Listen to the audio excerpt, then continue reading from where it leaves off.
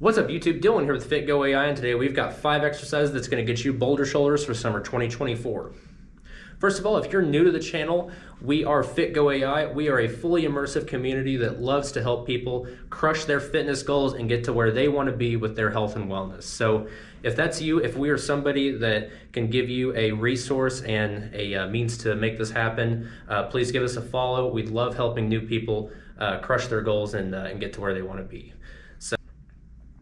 And before we jump into the content, I do want to give a quick disclaimer. So we are working on shoulders today, of course. So shoulders do tend to be a point of contention, talking about injury prevention and being one of the more vulnerable joint complexes that can sustain injury a little bit easier than, say, other areas of the body. So we want to take extra care in probably warming up and getting our joints and muscles and connective tissue ready to handle bigger workloads and more stress on our bodies. So in order to hedge this and give ourselves a chance to have sustained success in the gym, what we're going to do is take preventative measures such as stretching, working range of motion, and working our joints in such a way that they're not normally able to or used to getting our joints in moving in such a way that they're not used to moving.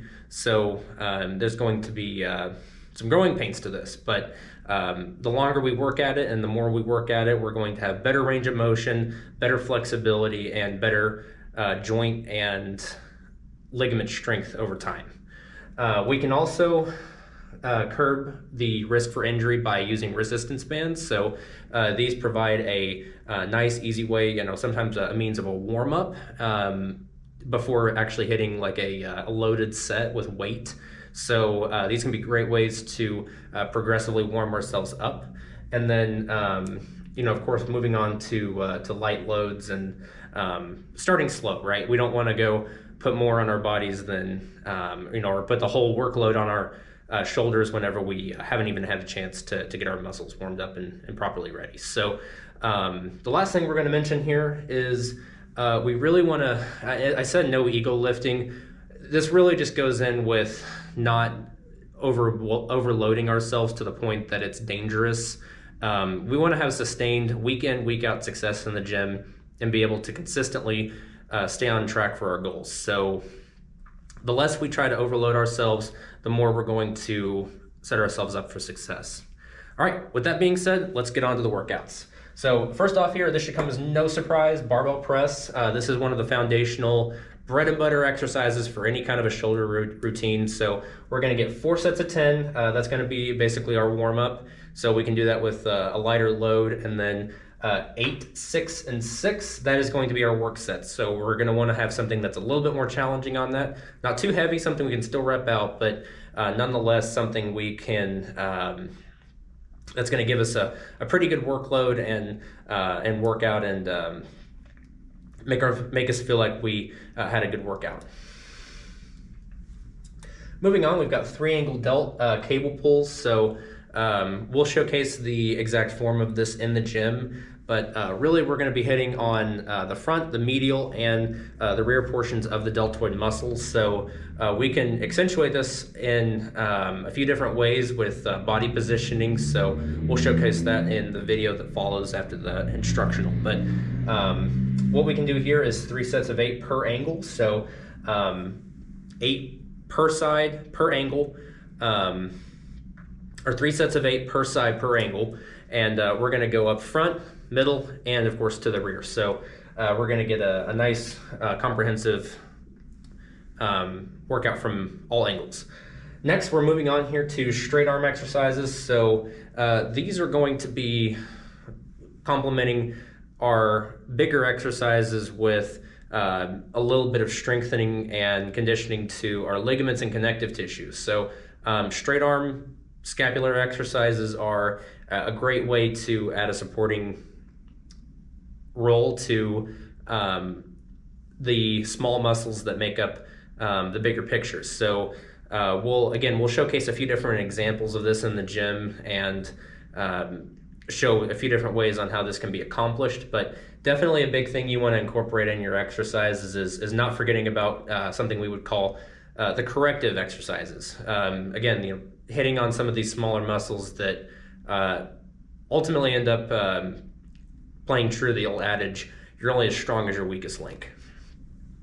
Moving on, we've got the cheat lateral dumbbell raises with a superset push press. So we're going to take a slightly overloaded dumbbell here and basically cheat up to a lateral raise. So once we're properly warmed up, this isn't quite dangerous, but we definitely want to be well into our workout and properly warmed up before doing this. But essentially, we're going to take the work set to fail for 3 sets, and then after each initial set, we're going to take and do a push press to fail. So again, this will make a whole lot more sense with form once we get into the gym. And finishing off here, we've got number 5, face pulls. So face pulls are going to be something that we want to do very slowly and methodically. We're going to treat each and every rep as one set of 1, and make sure that we really do this almost painstakingly slow. Any kind of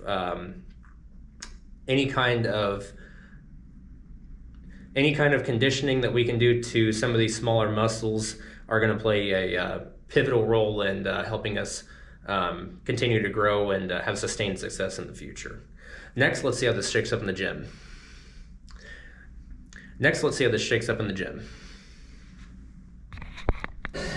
All right, so kicking off our shoulder montage today, we've got overhead press. So with injury prevention at top of mind, we want to preface this with a little bit of resistance band work. 2 sets to 15 reps is totally fine. We don't need to overwork it or anything, just at least priming our muscles to be ready for a little bit of an increase, a little bit higher load than what we're normally used to. Right, so this isn't a very common movement that we're, really doing in day-to-day tasks, other than, if this was part of like what you do as far as work. So we just want to keep that in mind.